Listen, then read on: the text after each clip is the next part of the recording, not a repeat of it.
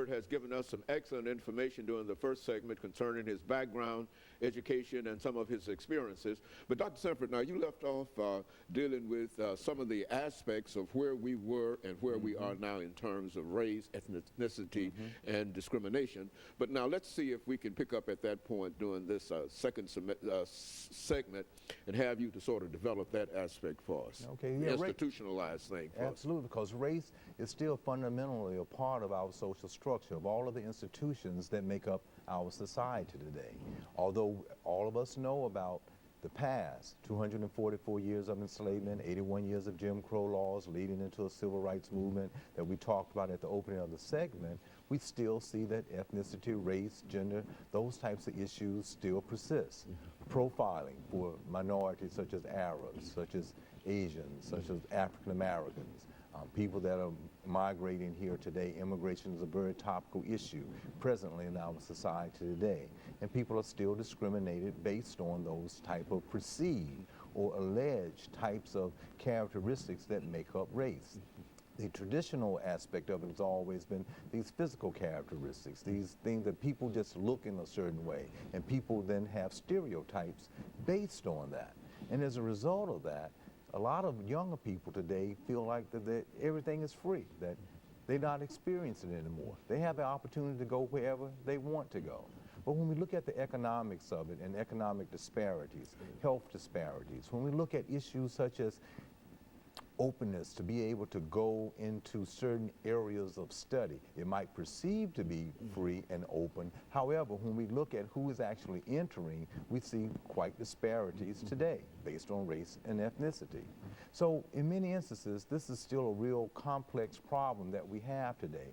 And one of the reasons I wanted to open it up this time, because we've talked about this a number of times, because many people will say, well, no, I haven't experienced that this week, or I haven't experienced that. I live in an upper class neighborhood. I'm driving around in this type of car or that type of car. But when we look at the real sense of those that live in poverty in America, it's still disproportionately based on race. That's why it's such a fundamental part of our social structure, our society, because it's still very present. We have a certain small percentage of those who are minorities that seep out of it, but by and large, the larger percentages are still very much present in so-called low-income ghetto areas today. That's causing high crime rates in certain areas of our cities, not only urban but rural presently in our society today.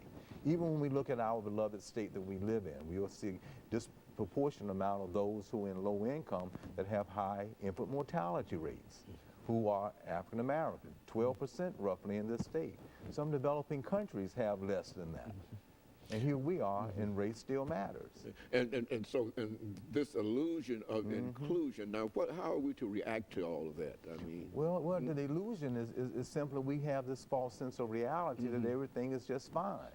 While we might have that sense that it's fine, because we can have a freedom to go any and everywhere we want to go, we have to be very serious about, well, to what degree when I go there can I participate in this freedom? Do I have I got equal access to it, but can I go and actually be a purchaser of that?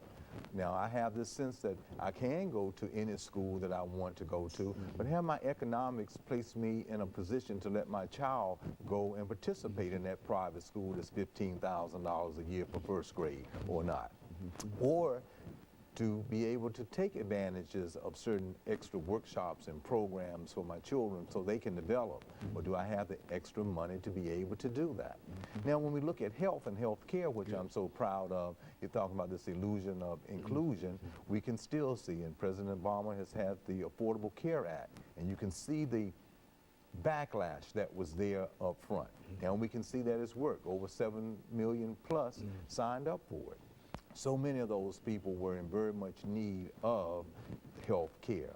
Not only that, some of the policies that are linked to it, such as if you had certain types of ailments prior to the ailment, they would say, well, your insurance would have said, well, nope, you cannot have assistance as a result of that. This is help. Who did this help? Not the rich, but the average person out there that's in need. Everybody. Therefore, the illusion of inclusion. Sometimes we can be a professor or have a talk show and start thinking that, well, everything is just fine. But then as soon as you go and find out what something happened 10 years ago, and now we can't satisfy that today, well, who is that going to hurt? That's not going to hurt a wealthy person. That's going to hurt the average working, the illusion of inclusion. So I think that policy has helped. When we see on the international news that the president met the Pope, first thing they were talking about was this notion of international and national poverty. So there's this idea on our last segment that when we talked the last time I was here, this whole idea of helping those in urban areas that are still economically in need. So the environment and the culture, that is the culture of poverty that is present still within our society, impact those that are developing within that culture. Now, although we always talk about race and ethnicity and gender, our poor European American brothers and sisters are in that same economic category, have some of those same types of outcomes as well. So this idea of illusion of inclusion includes everyone, that everyone is in need of certain types of help programs that will help people in the future. So I think this is a very important topic for us to realize that we are part of the larger system as well. Very good. Now, you know, when you reflect on some of the challenges that we have in trying to overcome this whole idea, how do you see us working in order to make some of these ideas that we're talking about realities in the 21st century, make them for real? Yeah, absolutely. Well, but we're thinking not in terms an illusion, but to make them real. What do we do in reference to that? It's kind of like the issue of the complexity of it. A multi-pronged problem has to have a multi-pronged type of solution. Good. So the idea that this race and ethnicity is still so fundamentally embedded in our institutions, our same institutions need to recognize that this is indeed a problem. That's the complexity of it. Not only is it a racial problem, but it's also an institutional problem, right. And we probably won't be able to solve it unless we first deal with what? The institutions. Is that what we're suggesting Yes, here? exactly. Well, further suggestion from many of our earlier segments that racism is institutionalized within our society that we live in. So we have to recognize that. And we can only do something about it to help heal it by, say, in our educational systems doing something about it, within our health systems doing something about it, with our economic systems being fair, as we can see that certain policies are trying to be changed today. Okay, Doctor, let's take this second commercial break, and we'll be back with our audience following this very, very short commercial break.